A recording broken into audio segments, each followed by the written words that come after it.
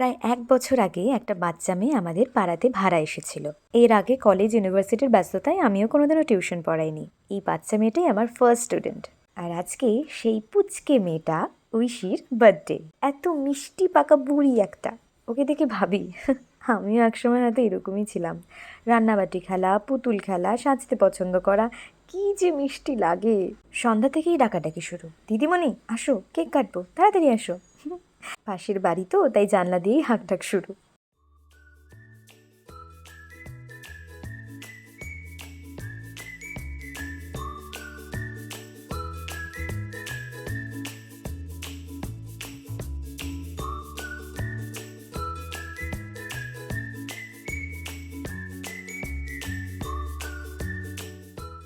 এরপর কেক কাটা হলো, অনেক গল্প হলো, খাওয়া দাওয়া হলো। আর এই যে ওর গিফট, ওর থেকেই বড় হয়ে গেছে।